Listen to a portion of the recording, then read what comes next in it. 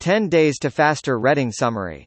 10 Days to Faster Reading helps you bring your reading skills to the current century, even if you've stopped developing them, like most of us, with the end of elementary school, by helping you select what to read in a better way and giving you actionable techniques to read and retain faster and better. Read in 4 minutes. Favorite quote from the author.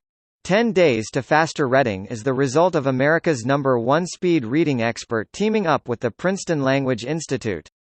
Over the span of 10 days, it encourages you to run various reading experiments, so you can figure out which bad reading habits you have to let go of, which good ones will help you, and what reading techniques you've already mastered. Whether you think you lack the time, the attention, or the memory to properly read, this book gives you a stretch of rope to hold onto and pull yourself out of the hole. Here are 3 lessons to help you become a better reader. Don't just read everything, be picky and ask some questions first. Preview everything you read. Focus on important keywords to grasp sentences without reading them. Ready to read like a pro? Let's crank up your literary intake. If you want to save this summary for later, download the free PDF and read it whenever you want. Download PDF. Lesson 1. Be restrictive with what you read by asking these 2 questions. Just like true productivity doesn't mean doing everything, but doing it faster, being a prolific reader doesn't mean reading everything that lands in front of you. The easiest way to read more is to read less of the stuff you don't need to. Reading is food for the mind, and just like a good diet requires you to take responsibility for what you put in your mouth, you'll also have to stand up for what you put in your brain. The authors suggest you ask yourself 2 crucial questions before ever reading anything longer than a tweet. Why am I reading this?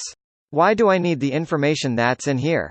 The first question helps you figure out if you're just servicing someone else's request, or your own desire of being able to say, I have read that. For example, just because you failed to read the 2014 industry report for the past 2 years does not make it relevant now, so you might as well toss it. The second one digs into whether you'll actually use what you read. For example, a scientific paper that might help you solve an important problem one of your clients has should probably take precedence over your child's homework review, especially if your kid is already a student. Lesson 2. Subject everything you're about to read to a preview, it might be enough. This won't work with fiction books, but for everything nonfiction, it helps a lot. By getting an overview of what a book or article is about, you'll get a better sense of the bigger picture and figure out which parts will be relevant for you to read in the first place. Just like you don't have to read everything that ends up in your hands, you don't have to read everything that's in whatever you do decide to read. Here's how: read the title, foreword and text on the back flap, followed by skimming the index. Then, leaf through the chapters and look at the headings and subheadings.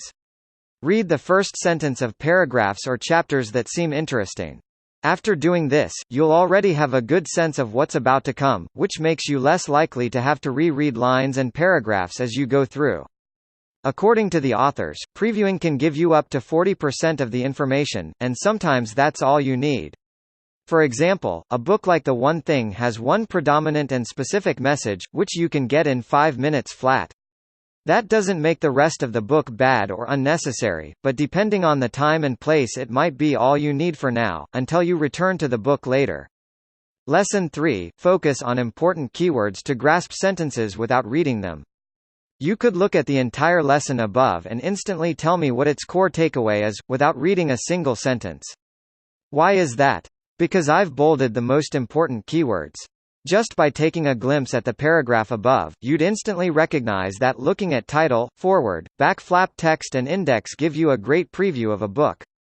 Usually, our eyes jump around while reading, but by following a constant stream of keywords, you can read more fluently. These keywords are often longer than 3 letters and carry the meaning of the sentence. This is easier in texts with highlighted parts like this summary, but with a little training you can employ this method even without particular visual guidance. 10 Days to Faster Reading Review. I was expecting a bunch of scammy speed reading techniques, but this turned out well. I like the focus on prioritizing and changing what you read in the first place.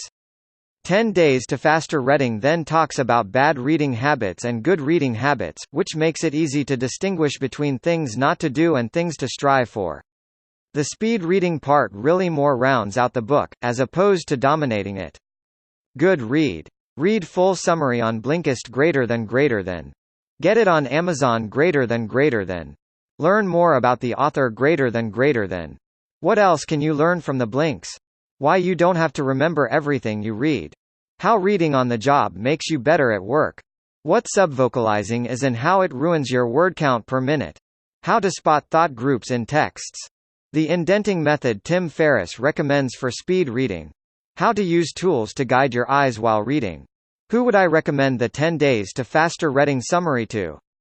The 15-year-old, who's frustrated with learning things by heart from textbooks for school, the 54-year-old, who thinks you only learn by doing and that reading at work is a waste of time, and anyone who'd feel bad for giving up on a book they don't end up liking.